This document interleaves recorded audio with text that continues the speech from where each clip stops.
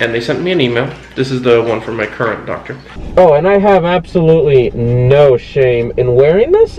Is those stupid bottles of magnesium citrate. You don't really need gloves as long as you wash your hands or sanitize.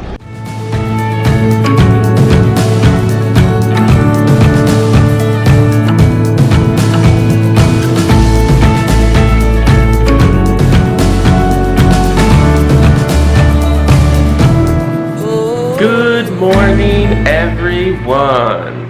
So today is again your favorite person on the vlog, me. I know. What we're gonna be doing today is something a little different. Janice is upstairs currently working on some vlogs for you guys during these 2 weeks that she's gonna be out.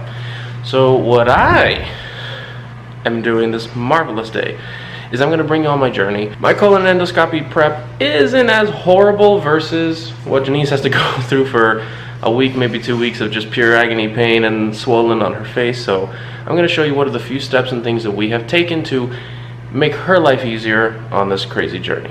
Now, some of the things that we're doing to better prepare ourselves for the next couple weeks. You know, she's going to be out for the count completely 100%, so every responsibility of the house falls onto myself. As far as for me and my colon and endoscopy, I do have to go and purchase the actual prep so that it can clean me out. I hate doing it, but I have to. Not a big deal.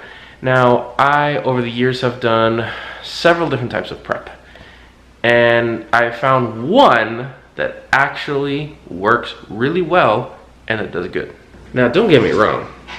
There are tons of preps out there that will definitely help you. A lot of them are over-the-counter ones. I've actually tried all of the over-the-counter ones, as well as a couple prescription ones. Probably the worst one for me is those stupid bottles of magnesium citrate. They can have different flavors. I usually get like the lemon lime one because I don't want any crazy flavors, but this magnesium citrate, like, you'd have to drink like a bottle and a half of it. And they're like this big, they're not huge, but they taste like death.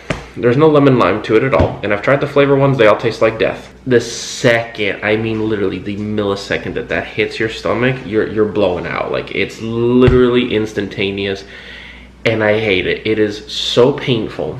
It is so ridiculous.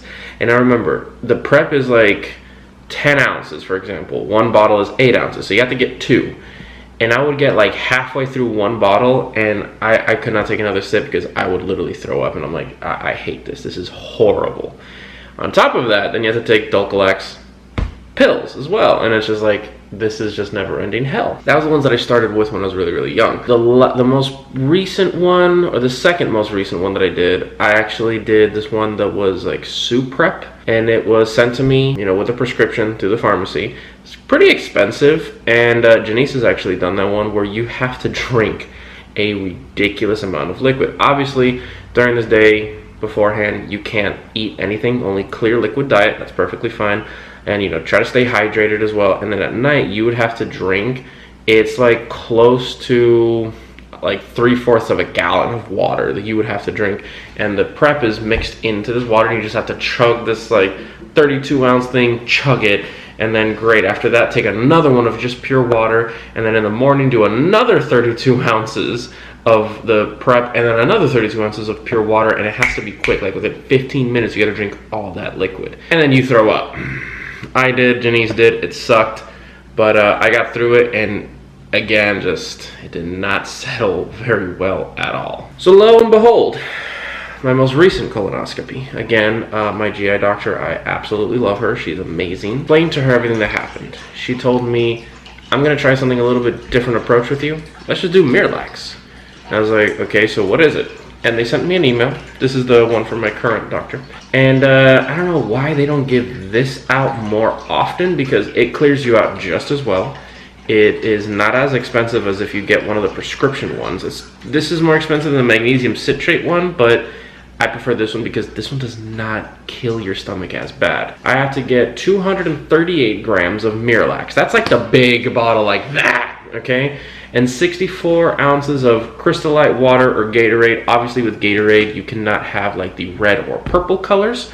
And then you're gonna need 4 Dulcolax tablets. For those of you who do not understand how much that is a lot of liquid and Miralax that you're gonna have to be drinking. Now, the good thing about this is that you start it at 4 p.m. So you're going to mix the water, and you can get like 164-ounce bottle of Gatorade. The big ones, you can get 232. Those are the more common ones. And you do half and half of the Miralax, put it in there, put them in the fridge, shake them up, and just leave them for a few minutes. After that, you just have to keep sipping. And what I like about it is that it's not like you have to drink the entire 64 ounces in 15-20 minutes. You can do it over the course of a few hours. So what I do, I mix them. I sit on my couch next to my downstairs bathroom, or in bed next to the restroom, and I just keep sipping, like do large sips, like 1, 1, 2, okay, let it go, let it relax, keep going, and then eventually you're just gonna start going on your own. You're gonna start clearing yourself out. You gotta keep drinking. Even when you feel like you are cleared out, you still have to continue drinking. And then comes the 4 Dulcolax tablets at 8 p.m. Again, this is kind of like a redundancy to make sure that you are 100% cleared out. My mom has had to do colonoscopy. My sister, her family members on her husband's side have had to do them. And they go, I don't understand, it's not that bad. And I go, yeah, because you don't have Crohn's disease. You don't have any kind of inflammation or pain there consistently. So it doesn't hit you as hard. To give you an example, last time I did a prep for a colon and endoscopy, it was horrendous. Even this Miralax one, which is easier on my system than the other ones, but it still hits you like a ton of bricks hitting your stomach. I did it, it's perfectly fine. I had to do my procedure, I get it, but it still sucks. And this actually brought me to the point where I was like this close to going to the hospital from how much pain I was in. I was literally, I would go to the restroom, I would stand up from the toilet, be like, okay, I'm okay, let me go lay down for a little bit, just take it easy. And in 30 seconds, not even, I would have to go running back and showering multiple times, and oh Lord, it sucked. And lots of pain. It was at one point that I was literally on the toilet for a few hours completely straight. I couldn't get up. And it sucked. It really does. These things hit my stomach, or people with Crohn's disease, a lot harder than it does someone who doesn't necessarily have like a horrible, issue with their stomach like I do. Now, don't get me wrong, some people are going to be like, oh, it's just because you're anxious. No, I've had to do these 6 times already. This is going to be my 7th. I don't care.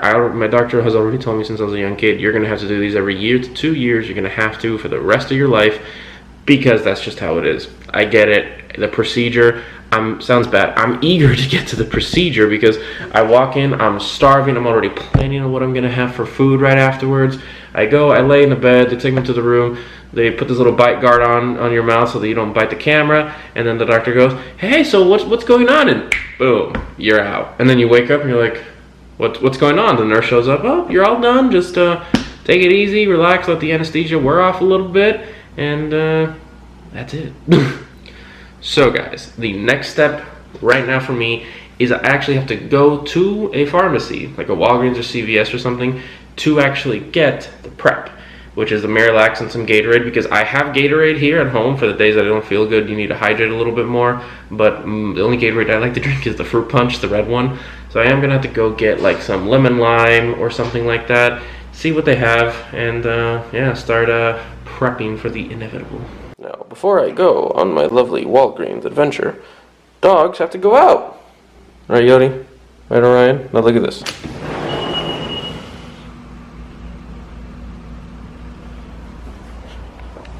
Yodi, Minga. Good boy. Outside. Good boy. Go potty. The rain was coming, so this is why I took the dogs out right quick. And it's always good to take your dogs out multiple times a day. Make sure they don't get any kind of health complications from not peeing or pooping outside, or, for extended amounts of time. So now, off to the pharmacy. Alright guys, as you may obviously hear, it is raining. So, I have my mask, gloves, hand sanitizer, and a face shield. It sounds bad that this is the new daily carry of stuff that you need when you leave your house and you have to go get some supplies of some sort. But yeah, this is fun. Now the funny thing is, or not so funny, I'm actually running out of gloves. I use my gloves very, very sparingly. We don't go out shopping for fun, or just I wear them for no reason. I always wear them when I have to do stuff, clean groceries, go out for some reason, like go get medication from the pharmacy or something like that. I always wear gloves, I always wear masks. Some people are going to say, you don't really need gloves as long as you wash your hands or sanitize. I like to take the utmost precautions possible. I don't want to touch anything that comes from stores or anything like that without disinfecting it or washing it down first. This is just a personal preference of mine, and I just want to take the most precautions possible to ensure my family's safety, my wife's safety, as well as mine. These are things that, unfortunately, in this lovely time of Rona, we have to do. I am running out of gloves. If y'all have any idea where I can get some large gloves, because Janice has some medium gloves, she's still okay-ish. I barely have any more large gloves, and I'm the one who typically goes out and gets stuff. So if y'all have any idea where I can get some, please let me know. Or if you want to be kind enough to send me a brand new box of large gloves, I will love you forever. Alright guys, just pulled in here to Walgreens. What I'm going to do is I'm going to mask up, glove up, put my face shield on, get everything on, and head into the store and get some of the supplies. I'm still debating on taking the camera in with me. I just don't want to have to set it down anywhere, get it dirty, have to disinfect it, and it's kind of a hassle. I'm going to be in and out really quick. Alright, so first steps first, gloves. I love, these are like a box that I bought a long time ago, like a long time ago, of like hospital grade gloves.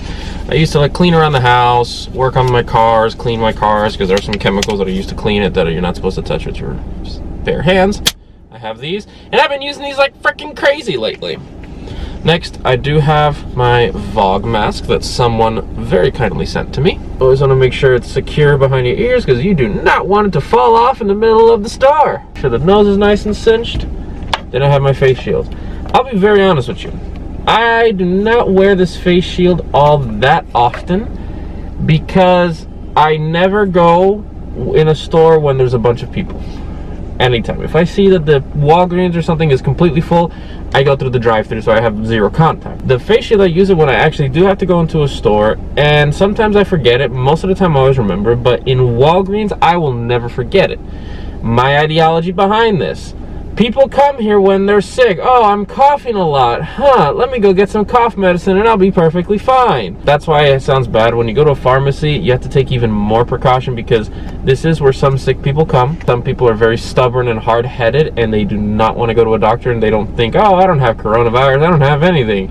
Let me just get some NyQuil or DayQuil and I'll be perfectly fine. And that's how the virus spreads. So, face shield, mask, gloves, whole 9 yards. Oh, and I have absolutely no shame in wearing this. I could care less what people think of me. I want to protect myself and my family, so yeah. There's only like 2 other people in the store, and I stayed very clear of them, so nothing against them, just Rona. I'm gonna show you the system that I use when I get new stuff, purchase stuff like that.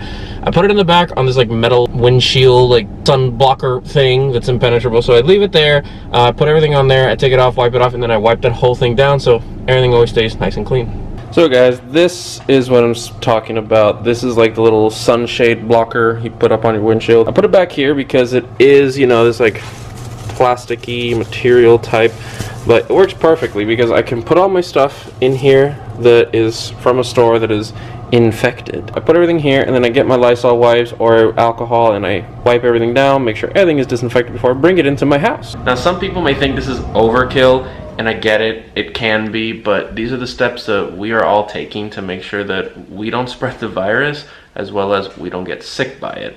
I understand that some people are still going out, eating out, and that's perfectly fine. If you want to take that risk, go for it. I'm not going to stop you. But me and my family, we are not going to expose ourselves unnecessarily like that. Me and Janice have stayed in our house all these months. It sucks, don't get me wrong. Like, we don't want to be home. We want to go out to Disney. We want to go out to the movies, to go out to dinner, go have fun, do crazy fun stuff, and, you know, enjoy life. But for right now, life has kind of been put on hold. So these are the things that we kind of have to do. And it's not just to protect us, it's also to help stop the spread of the virus to other people too. Alright guys, so this is my haul. I have 2 different types of Gatorades. These are not the big 32-ounce ones. These are only 28 ounces. So this is not the total amount of liquid. I'm going to have to take these 2 and drink a little bit more with some water. I have my gigantic thing of Miralax, which this is the full amount, 238 grams. I gotta down this entire bottle. And then for Dulcolax, laxative tablets. So I got 2 different flavors of Gatorade. I've never tried this one, but I'm rolling the dice. Passion fruit, which I do like passion fruit, and then lemon lime. So guys, this is all gonna be in my body tomorrow. I hope you guys enjoyed the video today of kind of a short explanation and seeing what are some of the steps that we are taking in order to help myself for my procedure, as well as what Janice has done to help me make my life easier for her procedure as well. And I'm going to return the favor. I'm going to make sure that she is taken care of to the utmost extent. We're going to be super relaxed, take the weekend off, watch some movies, TV, you know, jello shots, you know what I mean? So these are some of the things that we've been doing, guys, and I really appreciate all the love and support.